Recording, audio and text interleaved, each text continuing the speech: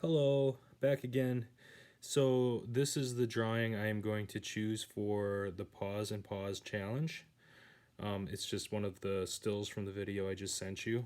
And I just got done talking to you about horizon line, and that's where the land's meeting the sky right there. And then this rule of thirds is like when you split your picture into three parts. So this is the background up here, this is the middle ground, and then down here is the foreground. And what I'm going to do here is I'm going to show you how to lay this out on a picture. Unfortunately, you're not going to be able to see it very good, but I'm hoping that you'll have that video and you can kind of see the one I'm doing here. And to help you, I usually would use a pencil, but because I doubt you'll be able to see this, I'm just going to use a pen here. So the way I would start this is I'm just going to look at the picture. You know, you're going to see me, I'm looking, the computer's on the table.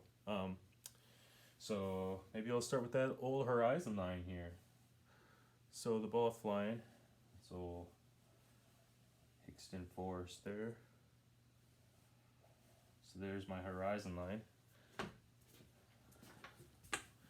Not a whole lot to it so far, but that's how I began with this picture. So for the youngers, just practice on horizon lines. Now, let me, you're not gonna be able to see it, but let me try. You see it right there? You can kind of tell.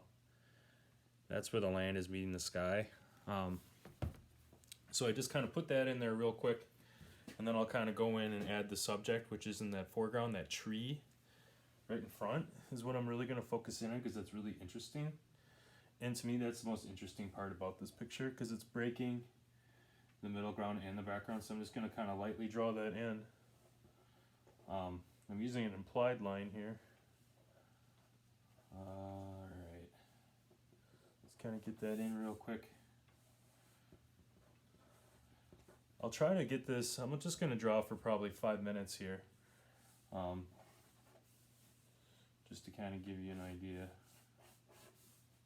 what you can do in about 5 minutes on a Mr. Beat challenge. But if honestly, I would strongly encourage you to do your best and sit down and draw these out. This is kind of just because I can't really do really long videos yet, so I'll just do a little 5-minute drawing in one of these to show you, so they don't be so scary. Because sometimes when you see these pictures, it's like, man, Mr. B, that's really hard. How do I do that? You get kind of scared from it, but just try not to. It's really just more of like a exciting, fun thing to try. There's never a reason to be bored out there. Like, if you guys are starting to get bored out there, just know that if you took the time to look in your yard or draw what you see and draw everything in your yard, for example, I mean, you'll never get bored. So I'm looking at this middle ground and it splits up a little bit. And there's this ridge line here. Then there's some cover.